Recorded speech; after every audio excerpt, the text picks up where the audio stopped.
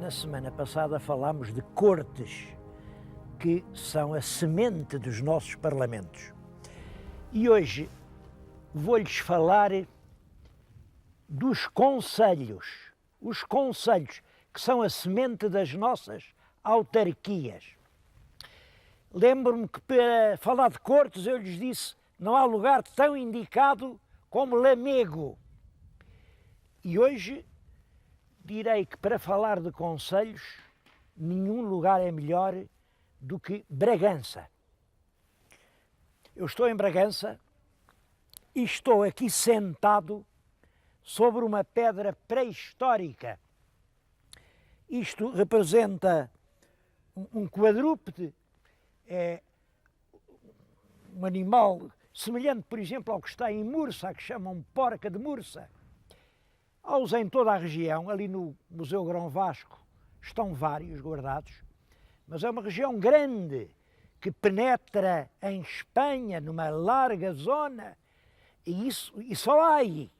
Nem para norte, para as Astúrias já não há, para sul, para as nossas beiras e para a Extremadura espanhola já não há, mas há essa grande zona marcada pela existência destas rudes esculturas. Há um mistério, a gente pergunta, mas o que é isso? Porquê é que faziam essas esculturas? E tem-se dito muita coisa, muita coisa. Naturalmente, apareceram algumas que têm gravadas no lombo inscrições romanas.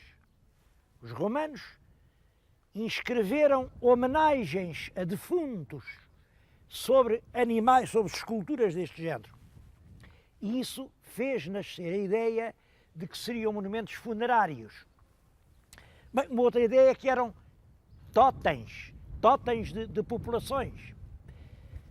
Outras pessoas, está escrito, um autor português diz isto, não, isto era um rito alimentar, porque, repara, isto do fiambre não é só de hoje, nós hoje, o fiambre está nos hábitos alimentares de meio mundo, mas esta zona aqui alimentou-se desde há muito, isso sabemos, de carne de porco, é claro, dos porcos monteses, dos porcos selvagens. Isto seria, portanto, uma alusão a essa riqueza.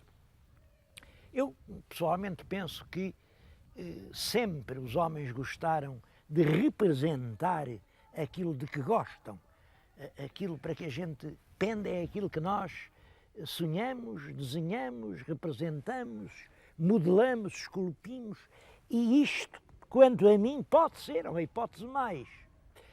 É uma alusão ao prazer da caça.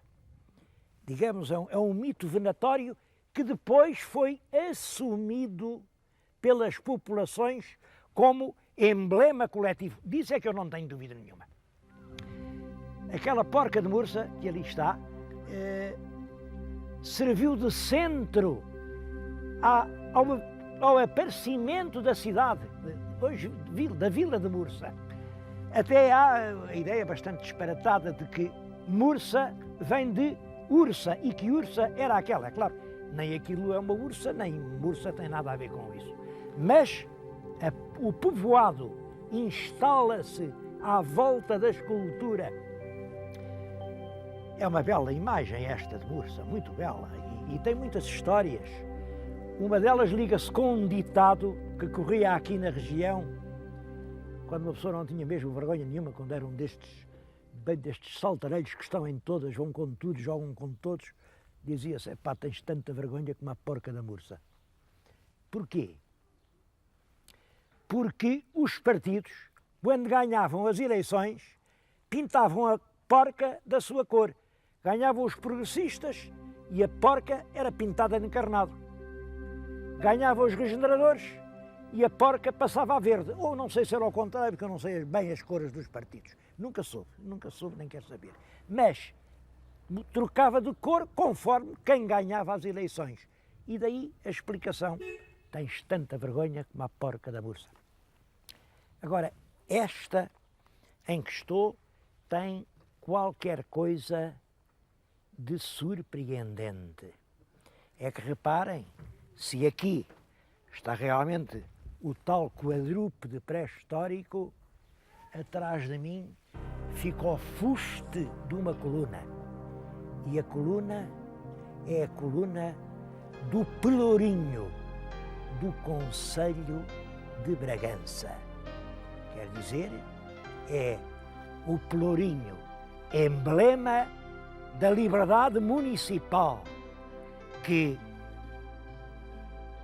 conquista como pedestal, como Penedo a que se agarra e lhe dá força e o firma bem ao alto, uma escultura pré-histórica. Eu acho que realmente o Pelourinho de Bragança é o mais expressivo emblema do poder local que até hoje vi. É realmente a autoridade do município que tem na base a coesão de uma comunidade humana. Discute-se muito como é que em Portugal se caiu realmente neste sistema dos concelhos, a origem dos concelhos municipais portugueses. Uma pergunta que já se fazia no tempo do Alexandre Herculano, como é que isto foi? O Herculano era da opinião que aquilo vinha dos municípios romanos. Os romanos, nas suas cidades, povoações mais importantes, tinham uma organização de notáveis que governava a cidade, que era o município. E o Herculano entendia que os romanos passaram, mas os municípios ficaram. Há opiniões em sentido contrário, há quem diga que não, era uma coisa, veio com os visigodos. Bom, eu penso que, de certo modo, aquela ideia do pelourinho cravado no animal pré-histórico é uma boa pista para procurar a origem dos municípios. E, no fundo, as coisas... É importante saber isto. Acho que o problema é mesmo, de certo modo, dos mais importantes da história de Portugal. O que acontece é isto. A primeira grande organização administrativa e económica que o nosso país conhece é a que realmente os romanos implantam. Mas essa organização eluiu completamente. Com os bárbaros, tudo desapareceu. Completamente tudo. E ficaram os moradores nas aldeias, acabou tudo, mas continuaram os problemas. Era preciso resolver as questões de segurança, as questões dos caminhos, as questões de levar os presos, de fazer justiça, de arrecadar o imposto. Tudo isso precisava de alguém que tratasse. E então, os vizinhos, os moradores, reúnem-se, na maior parte dos casos reúnem-se à sombra de uma velha árvore, é o Conselho dos Vizinhos. A primeira expressão que eu conheço a falar de conselhos diz exatamente Concilius Vicinorum, Conselho dos Vizinhos.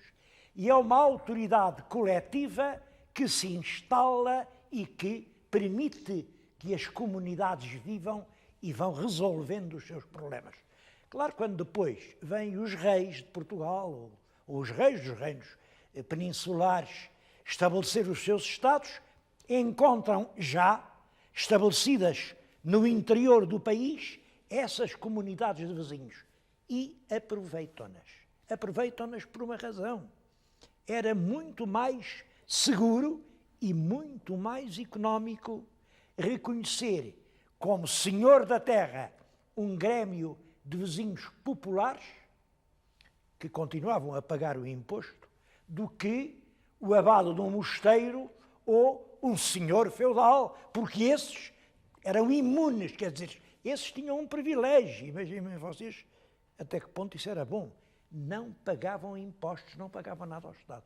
Claro que o rei conseguia reinar através dos conselhos em condições de muito maior economia do que através da instalação das honras dos fidalgos. Penso que essa será a verdadeira origem. De qualquer maneira, isso foi decisivo para a modelação da nossa tradição de Estado e até da nossa maneira de ser cidadãos. Vim dizer-lhes isto num lugar que, de certo modo, é o sacrário do municipalismo português. É aqui em Bragança, chamam-lhe a Domus Municipalis. É um nome moderno, posto pelos eruditos do século passado, quer dizer, a Casa Municipal. Mas é verdade que isto parece que inicialmente era uma cisterna muito semelhante àquela que na semana passada fomos ver a Lamego e onde ninguém pode entrar porque está na propriedade privada. Aqui, sobre a cisterna, construíram depois, fins do século XIII, entradas do século XIV, portanto, reinado del rei Dom Dinis, construíram esta sala onde os moradores tinham as suas reuniões. Sentavam-se neste banco aqui à volta, os mercadores, os fabricantes. Bragança era então uma povoação extremamente ativa. Enfim, pode-se dizer, de certo modo, uma povoação industrial. Fabricavam-se aqui sedas e veludos. Ainda o Garcia de Rezende diz que o veludo de Bragança é tão doce como uma carícia feminina. Imaginem há que tempo isso vai. Porque, é claro, quem fazia isso eram realmente judeus. E no século XVI, com a grande repressão, há aqui em Bragança centenas de vítimas. E é nessa altura, com o desmembramento da comunidade judaica de Bragança, que, enfim, desaparece a prosperidade económica da terra. Mas isto ainda é desse tempo. Esta sala, à volta da qual os mercadores se sentavam, discutiam, tomavam as suas deliberações, uma sala daqui não se vê, mas devo dizer que isto fica a 2 passos do castelo. Ali estava o castelo onde o arrogante senhor ditava a vontade dele ou do rei, e aqui estava o centro municipal, onde os vizinhos ditavam a sua autoridade coletiva. Acho que este monumento, esta Casa Municipal de Bragança, é uma joia única em Portugal.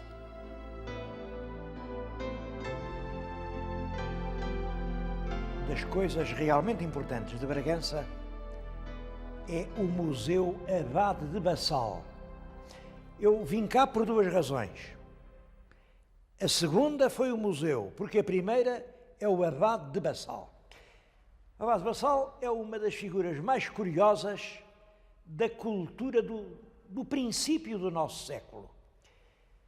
Quando ele morreu, era eu estudante e já a obra dele me interessava imenso. Recortei de um jornal que então se publicava, O Século, uma enorme notícia. Cá está, o Abade de Bassal, douto arqueólogo, morreu ontem com 82 anos. E seguia-se uma notícia enorme em que se dizia, o que aliás nessa altura muita gente sabia, era uma das grandes figuras da cultura portuguesa. Ele fez para o distrito de Bragança o que o grande Zé Leite Vasconcelos fez para todo o país. Fez o levantamento de todo o passado da região de Bragança e escreveu as memórias arqueológico-históricas do distrito de Bragança. São 11 volumes. Tenho na mão só um desses volumes, o volume 5º, que é sobre os judeus. E escolhi este volume não só por ser sobre os judeus, mas por causa de uma nota que eu acho muito... Tem aqui, enfim, uma obra e diz que isto é do Francisco Manuel Alves, reitor de Bassal, antigo vereador da Câmara Municipal, antigo vogal, membro da Academia de História, do Instituto Científico. São estas linhas todas. E depois de dizer essas categorias oficiais todas que tinha, e as condecorações e os cargos, acrescenta: e um pedaço de asno, se acreditasse que essas honrarias todas douram a sua ignorância. Isto dá-nos uma boa ideia do abade, uma inteireza quase brutal, uma veracidade completa e, ao mesmo tempo, uma certa singularidade. Estou a falar junto do retrato dele, porque, com toda a justiça, deram o nome de Abade de Bassal ao museu fundado em 1915, o mesmo ano do Museu Arqueológico de Lisboa, deram-lhe o nome do museu. E vamos dar uma volta muito rápida pelo museu. O museu funciona no que foi outrora o Paço dos Bispos. É claro, é um paço episcopal dos fins do século XVIII, com as suas características próprias. O que hoje se pode ver é uma versão modernizada, adaptada às necessidades museológicas. Como sempre, porque nós somos muito conservadores e toda a mudança gera controvérsia. Há quem pense que ficou melhor, quem acha que ficou pior. Claro que eu não tenho aqui um juízo, porque, em princípio, não sou contra as mudanças. Lá que aquela cama do bispo me impressiona um pouco, é verdade. Vejam como ela era e reparem como está agora. Mas vale a pena visitar o Museu de Bragança para conhecer não só a arqueologia pré-histórica, que aqui é muito rica, a arte, conhecer as coleções de arte sacra, de artesanato, de iconografia local. É um museu, quem quiser entender por dentro e no fundo a alma transmontana tem que passar aqui um bom par de horas.